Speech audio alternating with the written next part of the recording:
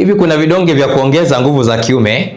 Sawa, fuatana pamoja na mimi. Siku hizi wanaume wengi sana tumekuwa watumiaji wazuri wa dawa ama vidonge vya kuongeza nguvu za kiume, na vimekuwa maarufu sana. Watu wanatumia Erecto, watu wanatumia Viagra. Wakati fulani nikipata nafasi ya kuhudumu kwenye pharmacy, siku za nyuma nilikuwa nimezoea walikuwa wanakuja wazee. Unakuta kuna mzee anafika pale anakuwa anaangalia paracetamol, anaangalia sijui ampiclox, anaangalia makopo, baadaye anategea muda fulani, masaa fulani mazuri, watu wamepungua, na kwambia nenda kaniletee vile vitu vyetu. Na ukishaenda kumletea vile vitu, unajua kabisa ukienda kule ndani, wengine mnanielewa, ukienda kule ndani utakiwi kuja na boksi. Kwa hiyo unakuja umekiwa umekimenya kabisa vizuri kana kwamba unafungasha paracetamol, unampatia. Tulizoea ni wazee, lakini sasa vijana tumekuwa wamezaji wazuri sana wa Erecto na Viagra. Tunajiua vijana wenzangu, tunajiua.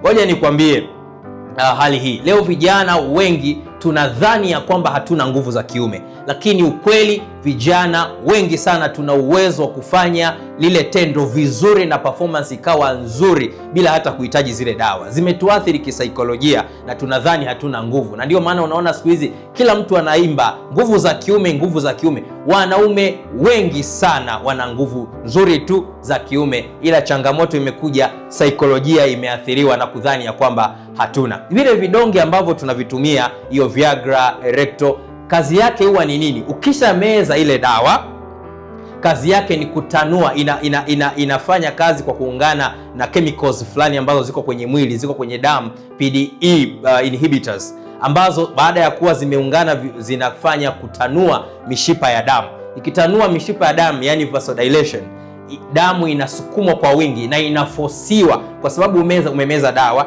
damu inafosiwa kwenda kwenye viungo vya mwanaume, yani kwenye penis. Ikishafika kule damu, penis inaonekana imeerect ama unapata erection.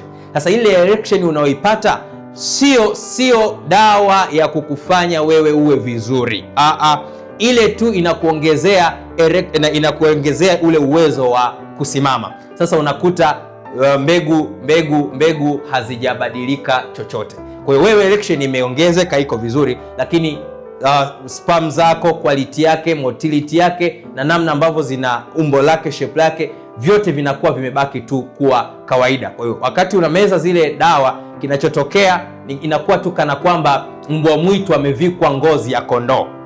Ama mtu mwenye changamoto ya moyo, unajua watu wengi wenye changamoto za moyo wanapata maumivu kwenye mkono wa kushoto. Kwa hiyo inakuwa kana kwamba umepakwa dawa za kienyeji za mkono wa kushoto, kumbe changamoto iko kwenye moyo.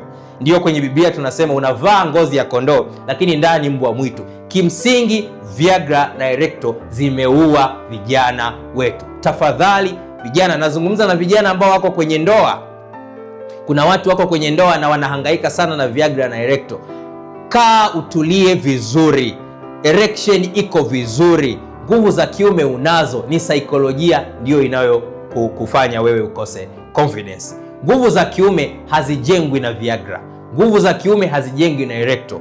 Nguvu za kiume zinajengwa na nidhamu, ulaji mzuri na afya iliyotunzwa pamoja na ibada. Ndio maana Timotheo wa kwanza sura ya 4 mstari wa 12 Biblia inasema mtu asiudharau ujana wako. Kwa nini? Kwa sababu ujana ni nguvu, ujana ni uwezo, ujana ni kuweza kufanya mambo ambayo mzee hawezi kuyafanya. Kwa hivyo asilimia karibu 90 ya changamoto za nguvu za kiume zinasababishwa na mafuta kwenye mwili wa mwanadamu. Mafuta ndio adui mkubwa. Hakikisha una control mafuta kwenye mwili wako, otherwise Erecto, Viagra zitakuua kijana mwenzangu, achana nazo. Mungu akubariki unapoenda katika njia iliyo salama. Hata wakati mwingine, baki na sisi.